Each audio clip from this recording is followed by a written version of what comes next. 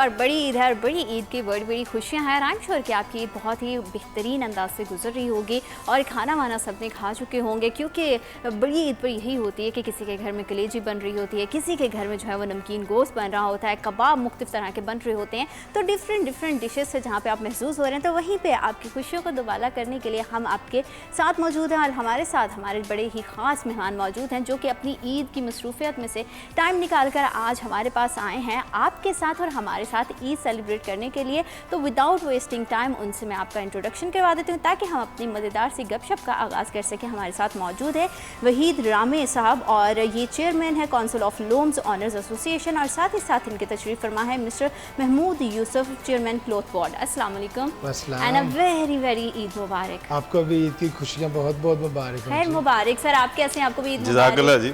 बहुत शुक्रिया कि आप अपना दोनों मेहमान जो है वो ईद में से वक्त निकाल कर आए। वैसे क्या मसरूफियत थी सुबह से, क्या चल रहा था, मेहमानों का आना जाना था या आप किसी के यहाँ मेहमान बन के गए? नहीं, ईद की तो सबसे बड़ी जो ईद उज़्हा की मसरूफियत होती है वो कुर्बानी ही होती है कि कुर्बानी से आपने फ़ारग होना है। फिर कुर्बानी का चूँकि थोड़ा सा सिलसिला होता है, फिर उस गोश्त की डिस्ट्रीब्यूशन भी आगे करनी होती है। और मेरा तो एक ख़ास चीज़ होती है कि कुर्बानी जो है वो अगर हमारे कसाब करते हैं तो मैं उसकी पैकिंग अपने हाथों से करता हूँ। अपने तमाम जो वर्कर्स हैं और तमाम रिलेटिव्स भी और घर के लिए भी जो हिस्सा निकालना है, ये सारे के सारा जिसका होता है इसको मैं खुद ही पैक करता हूँ। फिर डिस्ट्रीब्यूशन के लिए या आगे मेरे बेटे जाते हैं या हमारे जिस तरह भी। तो ये ईद की एक बहुत ज़्यादा मसरूफियत ही होती है। बड़ी ईद के ऊपर कोई ख़ास मेहमानदारी नहीं होती। शाम के औकात के अंदर मेरी सिस्टर तशरीफ़ लाती हैं, तो उनके साथ जो भी ईद का सुबह का एक तो फ्रेश अप हो जाते हैं। सारी ईद बड़ी ईद में थकावट हो जाती है काफ़ी। ये तो है कि आपका पूरा पहले डिस्ट्रीब्यूट करना, फिर मेहमानों का आना जाना, फिर बारबेक्यूज़ जैसी जो है वो पार्टीज़ जो हैं वो जमती हैं, तो बड़ा मज़ेदार सा माहौल हो जाता है। महमूद साहब, आपकी भी जो है वो गोश्त का बांटने का सिलसिला खुश उसलूबी से हो गया या कसाई ने बहुत तंग किया? नहीं, ये ऐसा ही है जी कि चूँकि एक सिस्टम बन चुका है ऐसा कि पहले दिन हर बंदे की कोशिश होती है कि कसाई मेरे पास आ जाए, मैं पहले इजी हो जाऊं। लेकिन चूँकि एक सिस्टम है तो अल्हम्दुलिल्लाह का एहसान है कि कसाई से फ़ारिग हो गए। फिर गोश्त की तकसीम के लिए हम 4 भाई हैं, हम कुछ फैक्ट्री की लेबर है उसके लिए सारा डिस्ट्रीब्यूशन सिस्टम बना के फिर एंड पे रात पे जाके अपनी मेहमानदारी, चूँकि हम 4 फैमिली इकट्ठी होती हैं, बिल्कुल सही, तो वो हमें ज़रूरत नहीं होती कि वो गेस्ट हो।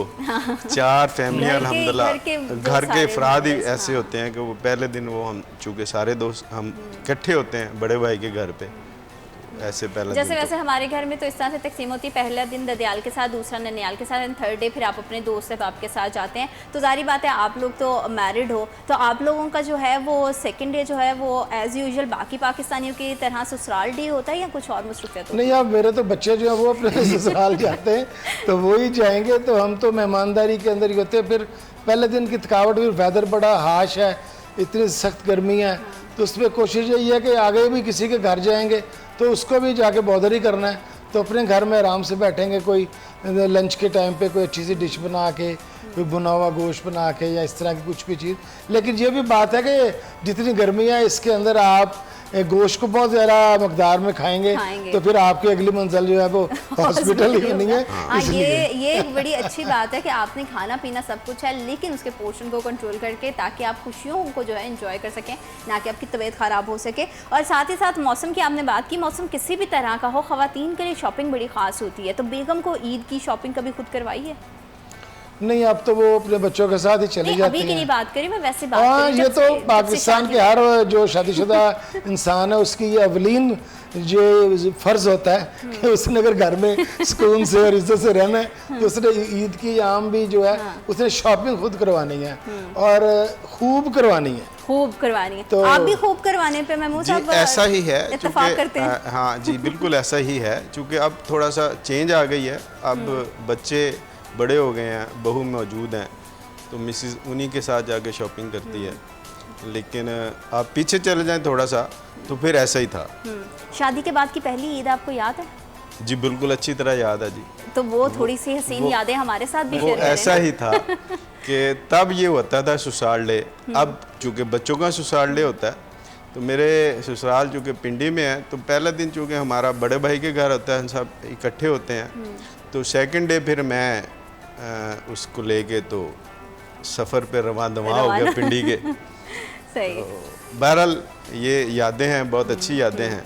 तो वो ये याद है कि जब शादी के बाद की पहली ईद थी, तो वो छोटी ईद थी या बड़ी ईद थी? पहली छोटी ईद थी, रमज़ान से चंद दिन पहले मेरी शादी हुई थी। अच्छा अच्छा, माशाल्लाह। तो आगे रमज़ान शरीफ आ गया तो पहली ईद वो छोटी ईद ही थी। तो फिर तो छोटी ईद की एक रवायत होती है कि घर में कोई ख़ास किस्म का मीठा बनता है, तो याद है कि भाभी ने मीठे में क्या बनाया था?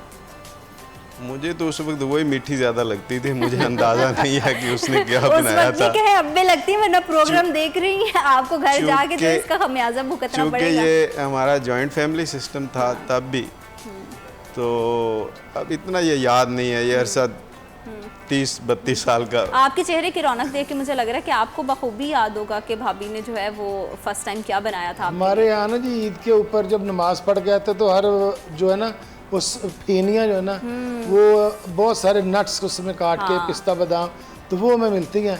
तो हमारा रूटीन भी ये होती है कि बड़ी ईद हो या छोटी नमाज पढ़ने के बाद हम कब्रिस्तान जाकर अपने वालिद साहब को सलाम पेश करते हैं, बुज़ुर्गों को।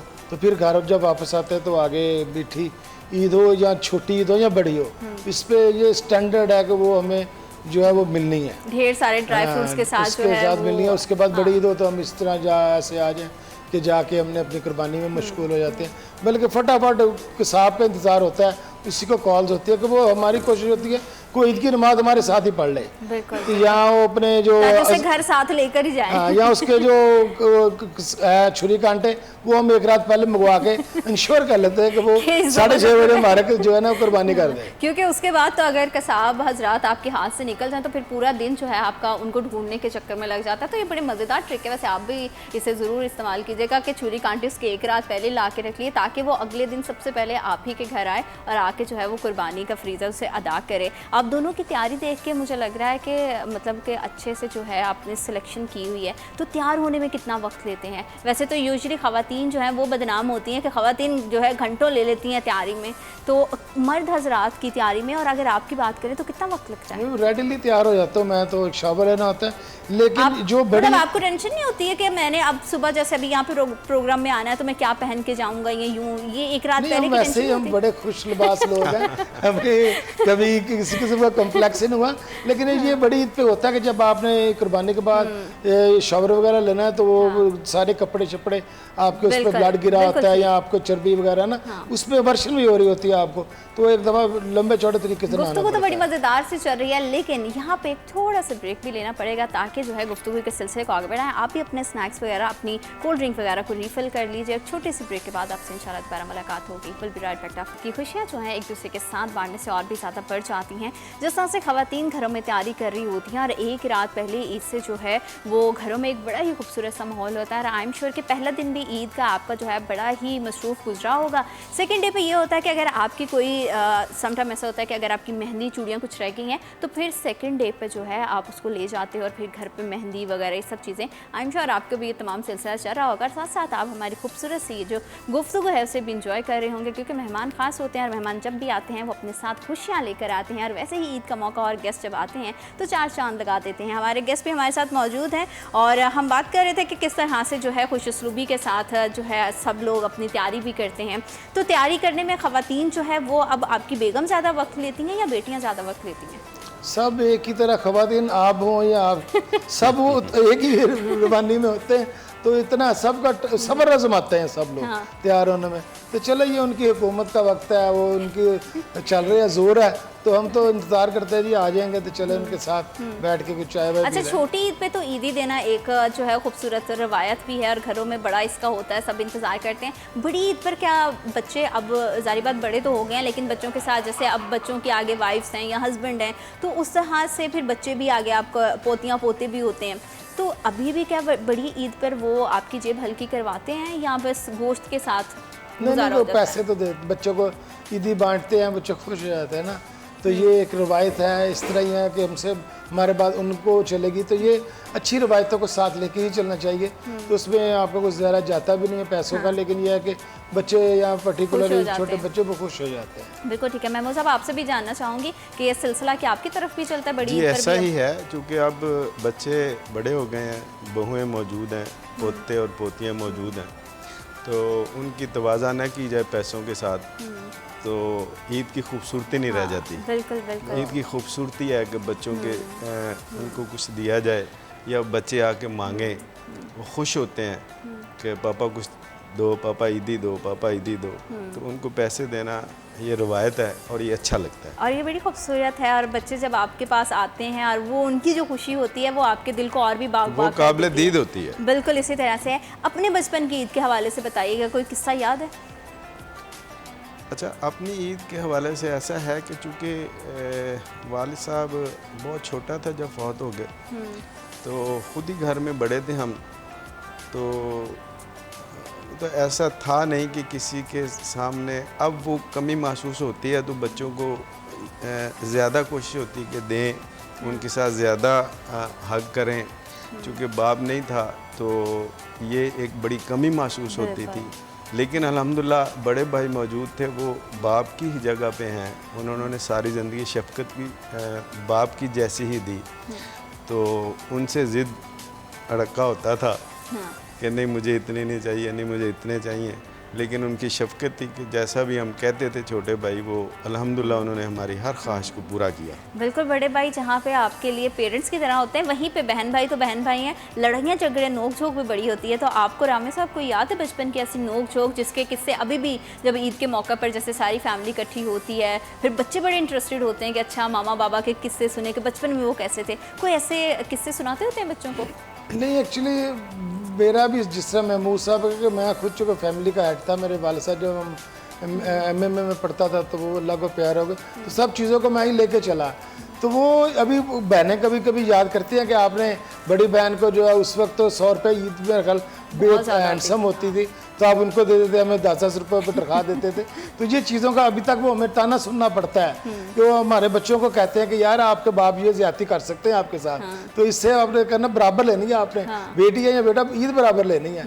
तो वो चीज़ें उनको वो सबक देती हैं, आगे पढ़ाती हैं, बताते हैं सारा लोग। तो ये एक फैमिलियों का एक हुस्न ही मैं समझता होता है कि चीज़ें इस तरह याद रहती हैं बचपन की, और वो सारे लोग खुशी के लम्हात को इसी तरह सेलिब्रेट करते हैं। हम लोग फैमिलीज़ के अंदर के एक दूसरे को जो चीयर अप करते हैं, एक दूसरे को बैकअप करते हैं, और खुशी के मौका पर सबसे ज़्यादा मज़ा ये होता है कि आप सब लोग इकट्ठे होते हैं और अपनी अगर कुछ चीज़ इख्तलाफ भी हो सबको बुला के अपनी ईद को सेलिब्रेट करते हैं, अपने पेरेंट्स को याद करते हैं। तो ये सब चीज़ें मैं समझता हूँ, और इतनी ज़िंदगी बिजी हो चुकी है क्योंकि मेरे कई बहन भाई दूसरे शहरों से आते हैं, मेरे एक भाई लंदन रहते हैं, तो अक्सर वो भी बड़ी ईद के ऊपर आ जाते हैं, तो वो फिर एक बड़ा ख़ास मौका हो जाता है सबका। तो ये भी इस तरह होता है कि कम मौके होते हैं ज़िंदगी में, या ब्याह शादियों पे होते हैं या ईद पे, कि सब लोग इकट्ठे बैठ के खाना खाएं।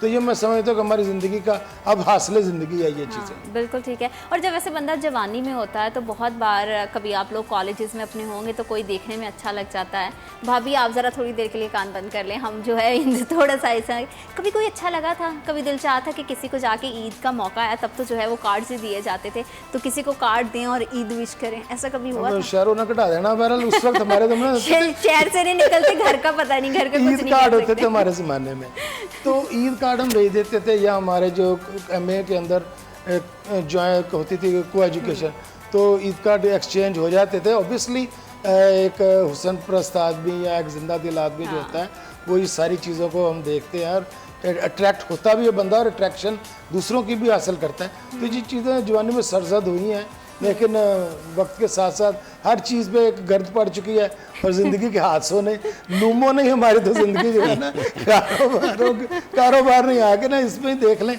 जब भी आपके साथ प्रोग्राम होता है ये रोना पीटना चलता है, तो उसी रोने पीटने ने हमारी ईदें भी खा ली। इसीलिए ना आज लोगों के लिए भी कुछ एक अलग सी बात होगी कि मेहमान वही हैं, लेकिन आज गुफ्तगू कुछ हटकर है, तो आई एम श्योर कि आज की गुफ्तगू को वो काफ़ी इंजॉय कर रहे होंगे। महमूद साहब, कभी लड़कपन में आपके साथ भी ऐसे किस्से हुए थे कि कोई अच्छा लग गया और हिम्मत करके फिर जो है ईद कार्ड उसको या कोई फूल वगैरह भेज दिया हो? ईद कार्ड तो चलते थे उस दौर में, लेकिन चूँकि बहुत अर्ली एज में ज़िम्मेदारियाँ ज़्यादा थी, बाप नहीं था, तो कोई ख़ास तवज्जो नहीं थी इस तरफ। और फिर बहुत ही अर्ली स्टेज में शादी भी हो गई मेरी। तो भाभी को तोहफे तोहफ़ का सिलसिला जारी रहता है, क्योंकि हमारे यहाँ के मर्द जी हज़रात वो थोड़े बहुत से ज़रूरी है, कम एक्सप्रेसिव होते हैं। वो बहुत ज़रूरी है, वो आज भी ज़रूरी है। मतलब 30 साल हो गए शादी को, आज भी मेरी ख्वाहिश होती है कि मैं उसकी पसंद की चीज़ लेके ज़रूर दूँ उसको। समझ दोगे ये सुन्नत है, बिल्कुल। तो इसलिए मेरी ख्वाहिश होती है कि मैं जो उसकी पसंद की चीज़ है वो उसको ज़रूर लेके दूँ। बिल्कुल ठीक है। फैमिली के साथ टाइम स्पेंड करने के बाद दोस्त अहबाब बड़ा हल्का अहबाब बड़ा ज़रूरी होता है। तो अभी क्या बचपन के दोस्तों के साथ ईद के मौका पर जो है वो नशिस्त होती है, या कारोबारी हजरात के साथ ज़्यादा उठना बैठना होता है और वही जो है वो बचपन के दोस्त भी हैं? नहीं, मज़ा तो जो है ना वो आपको अपने स्कूल लाइफ के फ्रेंड्स के साथ आता है, लेकिन हमारे जो बिज़नेस के भी दोस्त हैं उनके साथ भी 15-15, 20-20 साल हो गए हमें वहाँ पे ऊपर। तो ईद के तीसरे दिन हमारे फार्म हाउस के ऊपर ना हम लोग कोशिश करते हैं कि सारे मिलकर ना हम एक बारबेक्यू कर लें। हाँ। वो शाम के औकात के अंदर, अभी तो मौसम बड़ा टफ है लेकिन फिर भी ना हम कोशिश करते हैं और हर साल होता है। तो फिर लोगों दोस्तों के साथ हंसी मजाक, लेट नाइट जो है, और जिसको घर से कॉल आ जाए उसकी बड़ी खिंचाई होती है कि जाओ तुम तो बीवी के मरीद हो। तो ये सारी चीज़ें तो होता है, होना भी चाहिए। और ईद के मौक़ों पर दोस्तों के साथ मिलना बैठना और ये हंसी मजाक ही ईद की खूबसूरती है, और इसी खूबसूरती को, इसी मज़ा को आगे भी बढ़ाएंगे। लेकिन वक्त एक छोटी सी ब्रेक का, will be right back after a short back after a short break. और ईद की खुशियों को हम सेलिब्रेट कर रहे हैं आपके साथ। मेरी ईद तो बड़ी मज़े की गुजरी है, क्योंकि बड़े ही मज़ेदार से गेस्ट भी हमारे साथ मौजूद हैं, जो कि खट्टी मीठी बातों से ईद के मौके पर तड़का लगा रहे हैं गुफ्तगू में।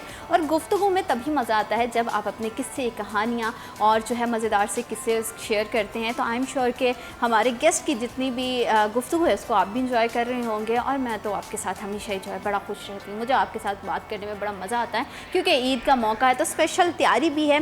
तो मेरा तो जोड़ा जो है आज मुझे बहुत अच्छा लग रहा है, क्योंकि इसके कलर कम्बिनेशन वगैरह और समर के लिहाज से अच्छे लगते हैं। आई एम श्योर कि आपके जोड़े जो है वो भी इतने ज़्यादा कंफर्टेबल होंगे, क्योंकि आजकल समर्स में बड़े ही ट्रेंडी से, क्लासी से और लाइट कलर चलते हैं।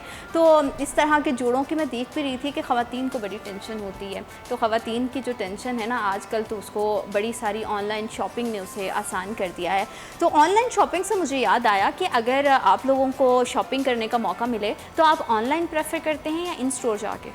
नहीं, एक्चुअली अगर आप अपनी फैमिली के साथ जाते हैं या वाइफ के साथ, तो उनकी तो कोशिश होती है ना कि फिर रात का खाना भी किसी रेस्टोरेंट में खाया जाए और 2 सूट भी लिए जाएं, एक आध शूज़ का पेयर भी लिया जाए। तो फिर ऑनलाइन नहीं, वरना बच्चे जो हैं, बच्चे तो मोस्टली ऑनलाइन के ऊपर ही चल रहे हैं। लेकिन I prefer to go with my wife shop के ऊपर। फिर उन्होंने एक ब्रांड पे नहीं ना जाना, 2-3 ब्रांड्स पे जाके कोई सूट मार कर लेते हैं। बेशक आके तो 6 शॉप्स फिर के ले पहले से ही, लेकिन वो सारी चीज़ें, ख़वातीन को ना तसल्ली होती है कि पहले सारी आउटलेट्स को विजिट कर लिया जाए, फिर जाके लास्ट पे जो है, हालांकि वो सारी ऑनलाइन उन्हें पता होता है कि किस ब्रांड का कौन सा सूट पड़ा हुआ है, लेकिन वो जाके वो अपनी एक आदत बनी हुई है ना, ये पूरी करनी है, स्वाब क्या भी पता उन्होंने ये सोचा हो कि कभी कभी आपके साथ जाने का मौका मिलता है तो आपके साथ इसी बहाने क्वालिटी टाइम स्पेंड हो जाए। ये भी है, इस तरह की बिल्कुल ऐसा होता है, लेकिन अवेलेबल ही होते हैं शाम के टाइम के ऊपर। तो हमारी भी कोशिश होती है कि दिन में जो मर्ज़ी करें, जिस तरह मर्ज़ी काम के अंदर जाएं, लेकिन शाम के आवर्स के अंदर अपनी फैमिली को, बच्चों को और वाइफ के साथ रहें। ये अच्छा लगता है, और ये आगे बच्चों की गाइडेंस के लिए भी बेहतर है। हाँ कि आप अपना क्वालिटी टाइम अगर अपने फैमिली के साथ स्पेंड करने को प्रेफर करते हैं, तो फिर ये उनके लिए भी एक, मैं समझता हूँ कि एक बताने वाली बात है, और वो भी इस तरह बच्चे पेरेंट्स से देख के सीख रहे होते हैं। आप अपने फ्री टाइम में किस तरह से टाइम स्पेंड करते हैं फैमिली के साथ? ट्रैवल करते हैं, होटलिंग करते हैं, या शॉपिंग वगैरह करवाते हैं? क्या होता है शॉपिंग का तो ये कि रूटीन में चलती रहती है, लेकिन ट्रैवल और फूड, इस तरह की चीज़ें, किस तरह की एक्टिविटी? हाँ, ऐसा ही है, क्योंकि ऑनलाइन शॉपिंग जो है ना वो हमारे घर में थोड़ा मुश्किल काम है, क्योंकि मेरा अपना काम ऑनलाइन बिजनेस है मेरा। बिल्कुल, कपड़े का बिज़नेस है। तो फिर ख़ास यही होती है कि एक फैसलाबाद की और भी हमारी बैड लक है हमारे फैसलाबाद में, कि हमारे पास कहीं जाने आने के लिए कुछ है नहीं। हाँ। फिर आ जाके एक ही चीज़ रह जाती है कि बच्चों को लो और शॉपिंग पे निकल जाओ। शॉपिंग पे जाएंगे, कुछ ख़रीद लेंगे या ना ख़रीदेंगे, तो कहीं खाना बैठ के खा लेंगे, आउटिंग हो जाएगी। तो वैसे मेरा शौक़ है ट्रैवलिंग का। मतलब मैं अपनी मिसेज़ को, बहुओं को साथ लेके हम चले जाते हैं, मोटरवे चले जाते हैं एंजॉय करने। अच्छा मेरे ससुराल पिंडी है, तो कई दफ़ा ऐसा हुआ कि मैं बच्चों को लेके पिंडी जाता हूँ तो रात वापस भी आ जाता हूँ। अच्छा इतना ट्रैवलिंग का शौक है मुझे। इतना शौक है। और रात की ड्राइविंग अच्छी लगती है या डे टाइम का? ड्राइविंग रात की है ना, क्योंकि सुकून होता है ना, तो आपको हर तरफ जो है एक रिलैक्सेशन और वो पीसफुल सा माहौल होता है, ये बड़ा मज़ेदार सा लगता है। और इसी मज़ेदार से गुफ्तगू के साथ एक मज़ेदार सा गेम भी है, दिस एंड डैट। मैं आपको 2 ऑप्शन दूंगी, उनमें से आपने एक सिलेक्ट करना है। स्टार्ट करेंगे रामे साहब आपसे। अगर हम फूड और ड्रिंक में से बात करें तो उसमें से आप क्या सिलेक्ट करेंगे, कोक और पेप्सी? कोक। राइस और bread? Rice. Fruits and vegetable? Fruits. Coffee और tea? Coffee definite. Video games और बोर्ड गेम्स? मुझे मेरी जनरेशन से पहले की, ये बाद की चीज़ है। सिंगिंग और dancing? Dancing rather, when you are in a good mood, dance. Okay. Bhangra. Bhangra is the Punjabi style dance. TV shows and movies? TV shows. Okay, biking and hiking? Hiking. Cats and dogs? Flowers, you know, flowers are my passion. So, बिल्कुल ठीक है। Sofa और bed, comfortably सोने के लिए? सोने के लिए मैं जिधर भी थका होता हूँ तो मैं सोफे पे भी सो जाता हूँ। बिल्कुल ठीक है। ग्रास और trees? Trees, rather flower trees. I know that, because आपने अभी बताया कि आप जो है वो आपको फ्लावर्स बहुत ज़्यादा पसंद है। प्लेन और बोट? Plane. या फिर आगे उनका जो वो बड़ी बोट उनकी याट्स होती है वो, लेकिन प्लेन ऑलवेज जो हमारे एक्सेस में है। यूरोप और Asia? I have travelled full Europe, से यूरोप। ठीक है। कनाडा और मैक्सिको? मैं दोनों जगह गया नहीं हूँ, तो कनाडा, लेकिन अगर जाना पड़े कनाडा तो? Is a place where I should go. Winter और समर? विंटर। विंटर, वजह? वजह ये है कि समर्स आप देख लें कि 46 के ऊपर हर चीज़ फ्राई होने के ऊपर आई होती है, तो विंटर्स जो है ठीक है, और फिर विंटर्स के बाद बाहर आती है। बिल्कुल। तो बाहर और फूलों का मौसम है और वो फूलों आपके का पसंदीदा है। नेटफ्लिक्स और यूट्यूब? नेटफ्लिक्स। फेसबुक और Instagram? Insta. Are you a call person और टेक्स्ट पर्सन? वो होता है always on WhatsApp, so I call whatever I respond in the same minute. बिल्कुल ठीक है। ओशन और माउंटेन्स? माउंटेन्स। ऑडी और BMW? मेरे पास तो दोनों नहीं है, लेकिन ऑडी। लेकिन ना हो तो उसमें से क्या होना चाहिए, बंदा उसका जो है वो ले लेता है। ठीक है जी। कॉमेडी और हॉरर? कॉमेडी जी, नो हॉरर, मुझे डर लगता है। हॉरर के नाम से डर लगता है। क्लासिकल ट्रेडिशंस और जो है हमारे हिस्टोरिकल प्लेसेस? क्लासिकल से ठीक है, वो आपको बड़ी सारी सॉफ्ट टच देती है ज़िंदगी के अंदर। बिल्कुल ठीक है। मैजिक शो और कॉमेडी नाइट? Comedy night. और इसी के साथ जो है हमारा बड़ा ही खूबसूरती से जितना भी सेशन था उन्हें रामे साहब ने जो है कंप्लीट कर दिया, और हमारी बहुत सारी दुआएं इसी सेशन के साथ आपके साथ है। और यही कंप्लीट सेशन जो है हम महमूद साहब के साथ भी खेलेंगे। Are you ready sir? जी प्लीज़। ठीक है। कुकिंग और बेकिंग? बेकिंग। कर लेते हैं। जी। क्या बनाते हैं? Cake, cake, pastry. ओह वाह, सही। ये तो बड़े मतलब कि कपड़े के कारोबार के साथ साथ अगर कभी इन फ्यूचर प्लान हो तो मैं शॉप बना सकता हूँ। बिल्कुल ठीक है। सिंगिंग और डांसिंग? डांसिंग। हाइकिंग और बाइकिंग? बाइकिंग। जिम और योगा क्लासेस? शौक नहीं है हो तो फिर जिम ही होना चाहिए। मतलब अगर शौक नहीं भी हो, अगर प्रेफर करेंगे तो वो उसमें से क्या करेंगे? ठीक है। रेनी डेज और Sunny days? Rainy days. Comedy club और म्यूजिक कॉन्सर्ट? कॉमेडी। कॉमेडी में किसे पसंद करते हैं? कोई है स्टैंड अप कॉमेडियन या कुछ इस तरह से? कॉमेडी में हमारे फैसलाबाद के स्टार बहुत ज़्यादा हैं। सुहेल अहमद बहुत अच्छे कॉमेडियन हैं, इफ्तिखार ठाकुर बहुत अच्छे कॉमेडियन हैं, फैसलाबाद के नसीम विक्की हैं। हाँ, भरा पड़ा है फैसलाबाद जितना भी बहुत सारे कॉमेडियन। हाँ ठीक है। चॉकलेट और vanilla ice cream? Chocolate. Grilled chicken और फिश? ग्रिल्ड। नेटफ्लिक्स और अमेजॉन प्राइम? ये भी ज़ौक नहीं है मेरा। फिल्म ड्रामा कुछ नहीं देखते? थिएटर कुछ? थिएटर देखता हूँ जी। राइटिंग और रीडिंग? नहीं, राइटिंग। आईफोन यूज़र और Android? Android. Are you a call person और text person? Mostly text. Text person, ठीक है। और सिंगर कौन सा आपका फेवरेट है? ज़ौक नहीं है वैसे हाँ, तो, लेकिन बेगम वो ने तो कभी फिर, कहानी फरमाइश नहीं की कि कुछ सुनाइए? फिर राहत या नुसरत, हाँ, इस तरह की। बिल्कुल ठीक है। हमारे दोनों मेहमानों ने बड़ी खूबसूरती से हमारे दिस एंड डैट के जितना भी गेम है उससे कंप्लीट किया है। तो थोड़े से वक्फे का वक्त तो बनता ही है कि यहाँ पे हम भी ब्रेक लें, थोड़ी सांस लें, गेस्ट को भी लेने दें, और आप भी जाइए और जाके थोड़े से सांस लीजिए, फ्रेश अप हो जाइए। छोटी सी ब्रेक लेंगे और ब्रेक के उस पार इंशाल्लाह गुफ्तगू के सिलसिले को आगे बढ़ाएंगे। Welcome back to after a break. और बड़ी ईद की बड़ी बड़ी खुशियां हैं, और खुशियां जो हैं वो करने के लिए आपको बहुत कुछ नहीं करना पड़ता, ताम झाम नहीं करना पड़ता, छोटी छोटी सी चीज़ें करें, आपके जो है वो पेरेंट्स भी खुश हो जाते हैं। पेरेंट्स के साथ एक्सप्रेसिव होना बहुत ज़्यादा ज़रूरी है। ईद का मौका है तो उनको गले लगाइए और गले लगा के उनसे बोलिए कि आप उनसे कितनी ज़्यादा मोहब्बत करते हैं, उनको तोहफे तोहफ़ दीजिए। ज़रूरी नहीं है कि जो पेरेंट्स हैं हमेशा वो आपके लिए कुछ लेकर आएँ, लेकिन आजकल के बच्चे जो है काफ़ी ज़्यादा एक्सप्रेसिव हो गए हैं। मैं अपने दोनों मेहमानों से भी जानना चाहूँगी कि आप अपने पेरेंट्स के साथ कैसे थे? बहुत एक्सप्रेसिव थे? क्योंकि पहले के दौर में मैं भी अपने अब्बा को देखती हूँ तो वो थोड़ा सा एक लिमिट बीच में होती है, उतने ज़्यादा बच्चे एक्सप्रेसिव नहीं जितने आज के दौर के हैं। तो आप लोग कैसे थे? अब्बा के साथ तो हर एक का ना, हमारी जनरेशन के अंदर एक बहुत लंबा एक होता है गैप। तो उनका नाम से या वो आते हैं तो फिर खामोशी, इसका मतलब खामोशी है। तो इतने एक्सप्रेसिव नहीं थे जितने आज हैं, लेकिन मेरी वालदा साहब अल्हम्दुलिल्लाह हयात है माशाल्लाह। तो उनके साथ हम पूरे लाड करते हैं, उनके हाथ पाँव चूमते हैं, बैठते हैं उनके पास, ईद की बात हो हर चीज़ उनको बताते हैं, उनको तस्वीरें बच्चे खींच के बताते हैं कि ये बकरे लिए हैं, ये बड़ी कुर्बानी ली है, सारी चीज़ें। तो वो फिर बताती हैं कि फलां बंदे को आपने भेजा है। उनको भी याद रहता है कि हमारे फलाने मुलाजम हैं या फैक्ट्री के बंदे जो छोड़ के चले गए या अजीज़ रिश्तेदार। तो उनके साथ हमारी कम्युनिकेशन बहुत अच्छी है। जब वालिद साहब अल्लाह उन्हें जन्नत नसीब करे ज़िंदा थे, लेकिन उनके साथ एक मरा था, एक गैप होता है, हमेशा होता है, हर एक का होता था। लेकिन अब हमारे बच्चों का तो बिल्कुल गैप नहीं, ज़ीरो गैप है। वो तुमसे हर चीज़ फ्रीली डिस्कस करते हैं। हाँ। तो ये चीज़ें हैं जी। मतलब ये फ़र्क जो है अभी वो ट्रेंड चेंज होता हुआ दिखाई देता है, क्योंकि अब बच्चे बहुत क्लोज आ गए, स्पेशली बेटियां जो हैं वो अब्बाओं से बहुत क्लोज होती हैं। आपका बच्चों के साथ कैसे रिलेशनशिप है? थोड़े स्ट्रिक्ट हैं या पोलाइट हैं, फ्रेंडली हैं, कैसे हैं? नहीं, मेरा फ्रेंडली माहौल है जी। मेरा ख़ासकर मेरी बहू के साथ तो मेरा बहुत ज़्यादा प्यार है। अच्छा। तो चूँकि मैंने ख़ुद बाप का प्यार नहीं देखा हुआ, बहुत छोटा था उस वक़्त, तो अब मेरी ख्वाहिश होती है कि मेरे बच्चों के साथ मेरी इंटरेक्शन बहुत ज़्यादा हो। बिल्कुल सही। तो ज़्यादा कुछ सारी ज़िंदगी मैंने अपनी टीनेजर दोस्तों के साथ गुजारी। अब मैं कोशिश करता हूँ कि मैं ज़्यादा वक्त स्पेंड अपने बच्चों के साथ करें, उन्हीं को साथ लेके जाता हूँ, उन्हीं के साथ घूमने जाता हूँ। ये मेरी ख्वाहिश होती है कि बच्चों के साथ जितना ज़्यादा टाइम स्पेंड हो जाए, जितनी आपकी फ्रिक्शन ज़्यादा होगी, वो एक तरबियत का हिस्सा है। बिल्कुल।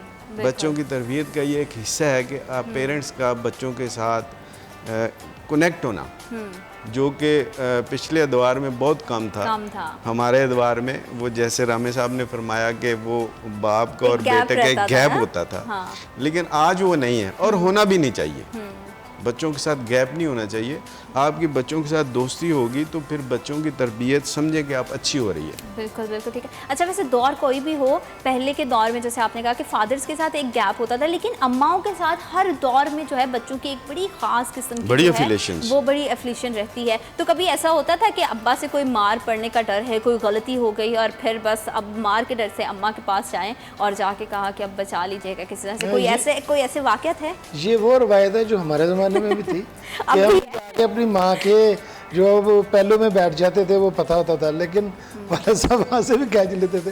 तो यही अब हमारे बच्चे भी करते हैं। वो हमारी शिकायत भी जो अपनी माँ से लगाते हैं। हाँ। तो उनकी भी कोई ऐसी चीज़ होती है, उन्होंने कोई चीज़ लेनी है, मांगना है, तो भी थ्रू वो कम्युनिकेशन उनकी माँ के थ्रू ही होती है। तो ये माएँ जो होती हैं, इसलिए वो उनको कहा ना, उनके कदमों के नीचे जन्नत है। तो वो सारी जो अपने बच्चों की और सारी चीज़ों को अपने अंदर समो के और वो बड़े नॉर्मल तरीके से पेश करती हैं। तो ये माओं का एक शेल्टर जो है, ये उनका साया, ये बड़ा ज़रूरी है और ये है और ये हमारी सोसाइटी की सबसे बड़ी खूबसूरती है। और जिनकी माएँ जिंदा हैं, मैं समझता हूँ कि उनको तो अल्लाह पाक ने एक तोहफा दिया है। जितनी वो उनकी खिदमत कर सकते हैं, उनके साथ जितने लम्हात गुजार सकते हैं, ये उनका ज़िंदगी भर की कमाई से बड़ी कमाई है। इसमें एक एक लम्हा मैं समझता हूँ वो जन्नत खरीद रहे हैं। हाँ। एक फेज़ होता है जब बच्चा माँ के बहुत क्लोज होता है, फिर एक फेज़ वो होता है कि जब बच्चों के बच्चे हो जाते हैं, वो अपने ग्रैंड पेरेंट्स के इतना क्लोज होते हैं, फिर वो अपने अब्बाओं की, अपनी अम्माओं की शिकायत उनसे कर रहे होते हैं, और जब वो उनके सामने उनको खुश करने के लिए थोड़ा सा अपने बच्चों को डांटती है ना, बच्चों को बड़ी खुशी होती है। मुझे तो पर्सनली बड़ी होती थी। मुझे तो कुछ भी होता था तो मैं जाके अपनी दादों से कहती थी कि अब्बा ने ये इस तरह से हुआ है, तो आप इनसे पूछें कि क्यों मुझे डांटा ये यूँ। तो वो जब करती थी ना तो मैं भी खुश हो जाती थी। वो समझ आता था कि वो मुझे बहलाने के लिए वो करती थी। तो आपके साथ भी घरों में इसी तरह से होता है? मेरे तो चूँकि अभी बेटे की रिसेंटली शादी हुई, लेकिन मेरे छोटे भाई के बच्चे इसी तरह हैं। वो हमारी या अपने बाप की शिकायत जो अपनी दादों से लगाते हैं, तो फिर हमारी बाकायदा वो पकड़ दकड़ होती है, हमें पूछगीछ की जाती है कि क्यों इनको चीज़ें नहीं लेके दी, इनको क्यों गाड़ी पर आप नहीं लेके गए, यही उनकी फरमाइश होती है कि हम इनकार करते। तो ये चीज़ें ज़ाहिर है ये कुदरत ने तोहफे दिए हुए हैं। तो महमूद साहब तो बेकिंग कर लेते हैं, उन्होंने बताया। आपने कभी कुछ पकाया? कुछ नहीं, पकाया मुझे है और तो कुछ खाने का शौक है, जो अच्छा बना हुआ होता है हमारे घर के अंदर बेताशा, ये तो फिर बादशाह बंदे हैं ना। और फरमाइश करके क्या बनवाते हैं? अब तो ईद के ऊपर तो वैसे मटन की डिशेज ही होती हैं। नॉर्मली मुझे यही चीज़ें पसंद है कि घर के अंदर खुद अगर कुकिंग करनी है वाइफ ने या बेटी ने, तो वो मैं मटन की डिशेज ही मुझे शौक है, तो वही मैं खाता हूँ हमेशा। और यही कमज़ोरी भी यही है। ये वैसे हर पंजाबी की कमज़ोरी है। महमूद साहब, आपको खिलाने पे आप ज़्यादा जो है यकीन रखते हैं या फूडी भी हैं, उतना खाने पे भी यकीन रखते हैं? फूडी भी हूँ, खिलाने का भी शौक़ है, लेकिन मैं वेजिटेरियन हूँ। मुझे शौक़ है और मैं स्पेशली, बल्कि घर पे ऐसा होता है कि अमूमी तौर पे 2 हंडियाँ बनती हैं, मेरे लिए अलहदा बनती है। अच्छा। कि इसने वेजिटेबल खानी है। हाँ।